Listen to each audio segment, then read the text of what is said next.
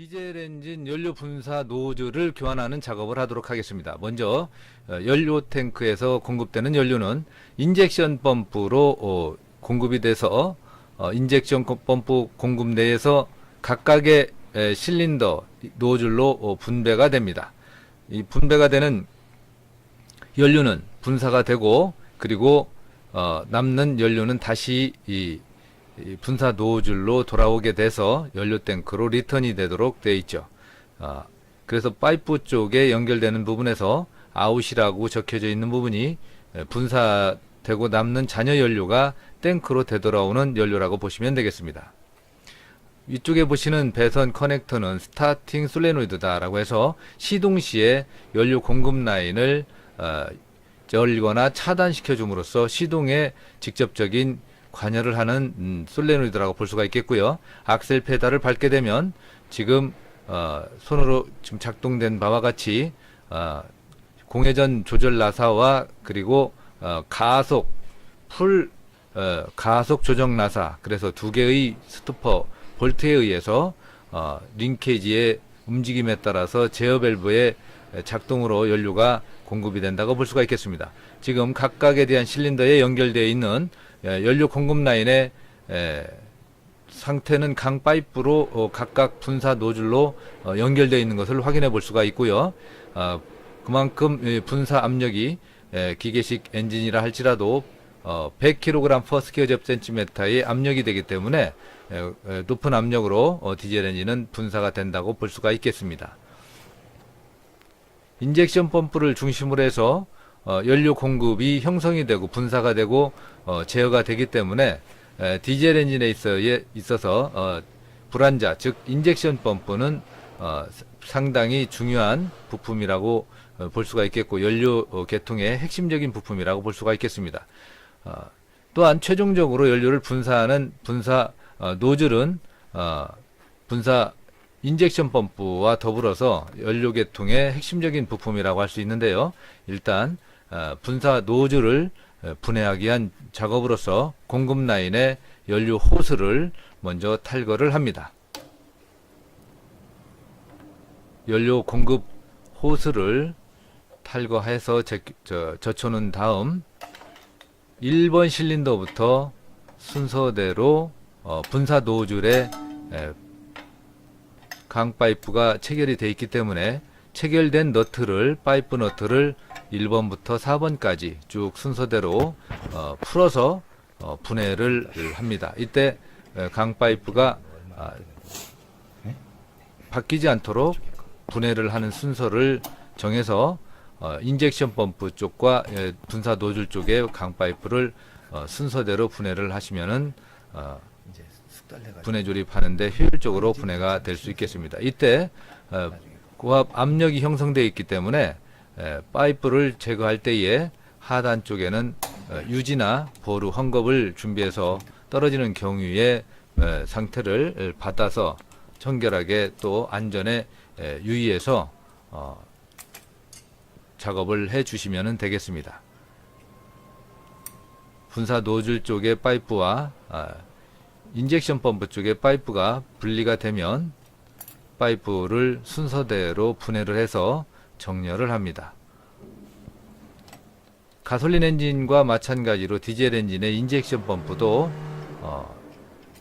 가솔린 엔진에서의 점화 순서처럼 디젤 엔진은 분사 순서에 의해서 각 실린더별로 연료가 공급이 되고, 공급이 되는 순서에 따라서 연소 상태가 이루어지기 때문에 분사 순서는 우소식과 좌소식, 즉 1, 2, 4, 3 또는 1, 3, 4가 대로 연료가 공급이 돼서 연소가 된다라고 보시면 되겠습니다. 연료 공급 파이프를 다 제거한 다음 각각 실린더에 설치가 되어 있는 연료 인젝터를 확인을 합니다. 이때 인젝션 펌프 쪽에 보시게 되면 파이프 쪽에 연결되어 있는 실린더 번호와 번호를 영문으로 표기가 되어 있는 것을 확인해 볼 수가 있겠습니다. 먼저 인젝션 펌프를 통해서 분사되는 분사 노즐에 대한 상태는 몸체 통째로 분해가 되는데, 이때 각각에 대한 실린더 간 연결되어 있는 파이프, 즉 리턴 파이프가 각각 연결되어 있기 때문에 고정하고 있는 너트를 풀어서 연결 호스, 즉 리턴 호스를 분리를 해서 일단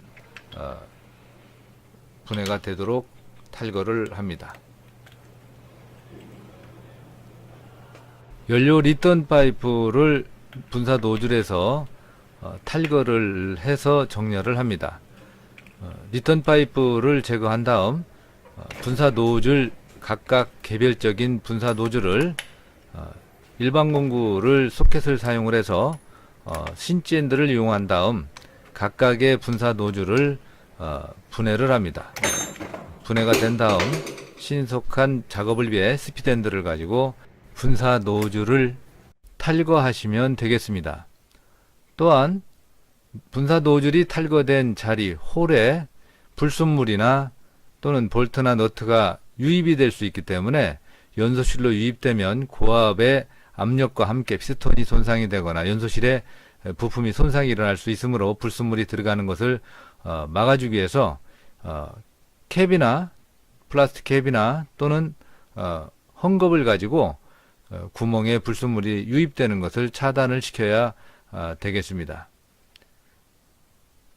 분사 노즐이 탈거된 다음 분사 노즐 니들 밸브 팁 부분이 손상이 되게 되면 분사 노즐은 치명적인 고장을 발생을 시켜서 사용하지 못할 수 있기 때문에 재사용하는 분사 노즐 같은 경우 반드시 분사 노즐 팁, 즉 니들 밸브가 손상되지 않도록 각별히 유념을 해서 유의해서 분해가 돼야 되겠고, 팁 부분은 캡을 씌워서 손상되는 것을 방지시켜야 되겠습니다. 분해된 분사 노즐을 살펴보게 되면 노즐과 인젝션 펌프에 연결되는 파이프가 실린더별로 정렬이 되어 있고요. 그리고 분사 노즐, 그리고 분사 노즐 리턴 파이프를 정렬을 해서 감독위원회 확인을 받습니다.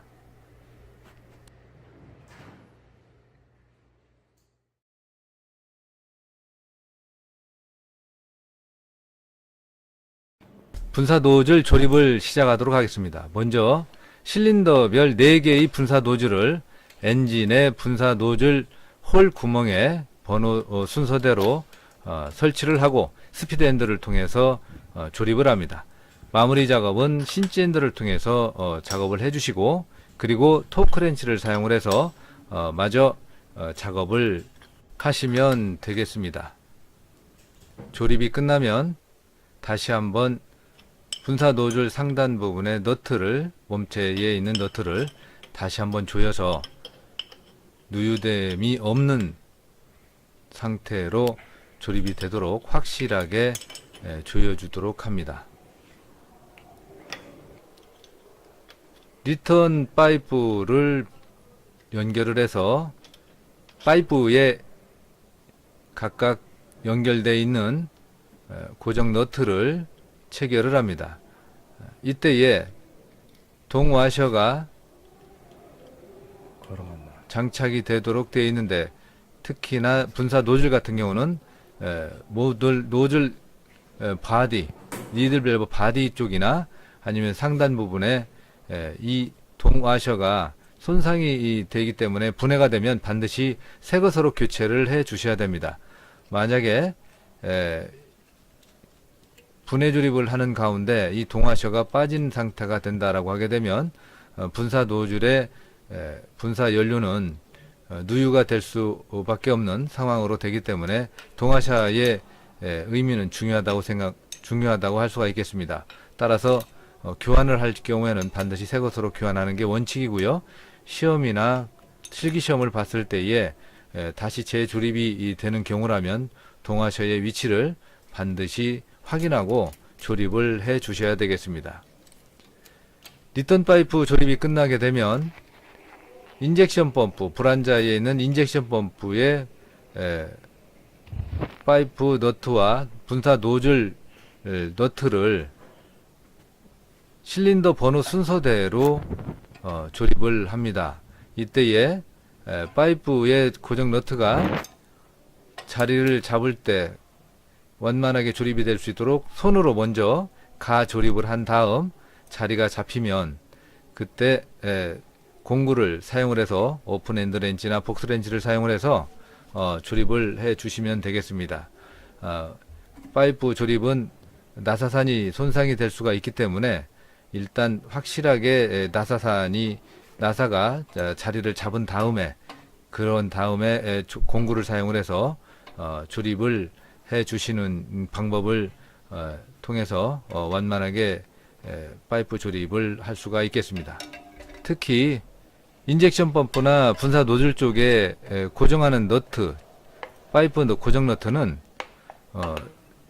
조임이 불량하게 되면 연료가 그쪽으로 누유가 될 수가 있기 때문에 누유되는 것을 방지하기 위해서 고정 너트에 대한 조임은 신경을 써서 확실하게 조여 주셔야 되겠습니다.